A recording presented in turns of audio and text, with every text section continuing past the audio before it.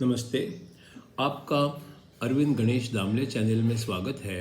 मैं प्रस्तुत कर रहा हूँ दासबोध। 15वें दशक के 5वें समास में चंचल के लक्षण बताए गए हैं। पुरुष स्थिर शक्ति होता है और प्रकृति चल शक्ति होती है। दोनों वास्तव में एक ही हैं। जो हिलता है, चंचल है, उसकी ओर सहज ही ध्यान जाता है और आदमी उसी की सोचता रहता है। इस सोच के परे जाने पर ही वो स्थिर की सोच सकता है। हर वनस्पति के अंदर पानी होता है, पर बाहर से वो पेड़ सूखा है ऐसा लगता है। स्थिर ब्रह्म की सोचने में चंचलता एक दीवार के जैसी खड़ी हो जाती है, पर चंचल समझने पर ही और उसके परे जाने पर ही निश्चल समझ में आता है। आप इस चैनल को पसंद करें तो सब्सक्राइब करें, लाइक करें, शेयर करें और बेल आइकॉन दबाएं। दशक 15, समास 5, चंचल लक्षण। मंदिर की पूजा करने पर मंदिर की पूजा होती है। मंदिर में ईश्वर है लेकिन वो प्रकट नहीं है, छिपा हुआ है। हर देह में अंतरात्मा होता, वो देख कोई ना सकता है। देह की पूजा करने पर आत्मा की पूजा होती है। प्रकृति पुरुष ये दोनों नाम कल्पना से ही बनते हैं। गहरा विचार करने से लगता वास्तव में दोनों एक ही हैं। प्रकृति पुरुष कहते कहते स्त्री पुरुष अलग लगने लगते। गहरी सोच के बाद वे कुछ अलग नहीं ये लगता है। नदी है स्त्री, झरना है पुरुष, ऐसा भी कोई कहते हैं। विचार करो तो दोनों पानी अलग अलग ना होते हैं। विश्व का राजा पर ब्रह्म मूल पुरुष अंतरात्मा है। उसका बेटा सत्वगुण विष्णु, पोता रजोगुण ब्रह्मा है। प्रपोता तमोगुण महेश है, पर दादा तो अंतरात्मा है। वो ज्ञानमय होता है पर गुप्त रूप में होता है। अज्ञान ज्ञान को ढक देता, प्रपोता पर दादा को ढकता है। रजोगुण से वासना होती, सत्वगुण ब्रह्म ले आता है। रजोगुण जोर पकड़ता है तो सत्वगुण लुप्त हो जाता है। इसी तरह से बेटा अपने बाप को निगल लेता है। मैं कौन हूँ ये समझ न पाता, मैं को मैं देख न पाता। विश्व विशाल है इस कारण परस्पर संबंध जान न पाता। असंख्य देहों में एक आत्मा, अनेकों में अकेला होता है। खुद अनेक बन जाता है, खुद ही सह ना पाता है। एक अनेक रूपों में होता, फिर भी वो एक ही होता। ये विस्मय कारक बात हर कोई प्राणी समझ नहीं सकता। हर लता में पानी है, पर बाहर से तो सूखी है। पानी के बिन जी ना सकती, फिर भी सूखी होती है।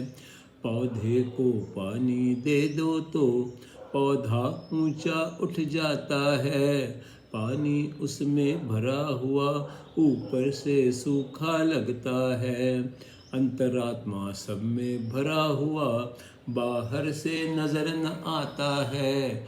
उड़ने वाले पंछी में भी अंतरात्मा वो ही होता है।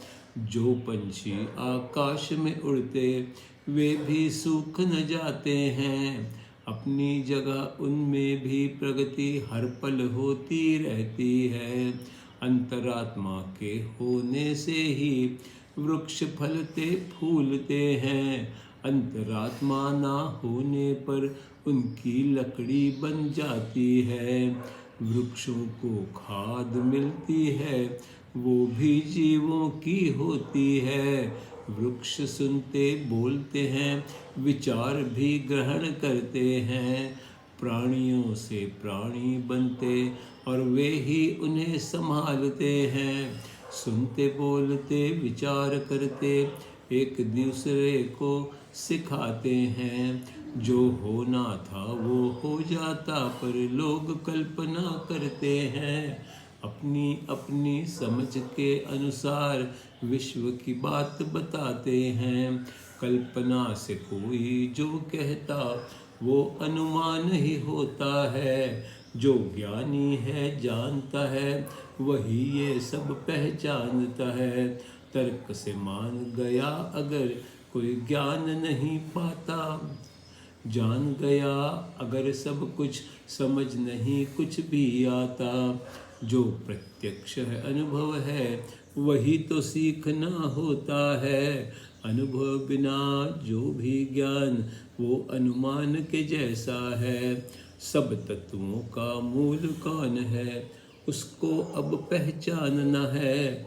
ऐसा करते करते खुद को खुद में ही मिल जाना है। मूर्ख है या सोचते ही नहीं, वे ये समझ न पाते हैं। समझदार जो है वे ही इसको ठीक समझते हैं। औरों के मन से अपना मन तदाकार कर देना है। निरंजन का अनुभव पाने की शक्ति फिर मिल जाती है। चंचलता की दीवार लांघना फिर संभव हो जाता है। चंचलता के परे जाकर आगे कोई बढ़ सकता है। चंचलता से परे कोई ब्रह्म दर्शन कर लेता है। फिर वह ब्रह्म उसे हरदम करीब ही है लगता है। अपनी आँखों से जो हम देख कभी ना सकते हैं, ज्ञान की आँखों से ही हमको उसे देखना पड़ता है। चंचलपन हर देह में हरदम हलचल करता रहता है, पर ब्रह्म निश्चल है और वो हर एक जगह पर होता है। चंचल एक और जाए तो पहली जगह न होता है। हर वक्त एक जगह पर होना चंचल से हो ना सकता है। मानव चंचल है लेकिन चंचल की नहीं समझता है। चंचल इतना विशाल है, मानव सब समझ न पाता है। चंचल को ही ना समझे तो निश्चल को क्या समझेगा। निश्चल का ज्ञान मानव को अनुमान से कभी ना होगा।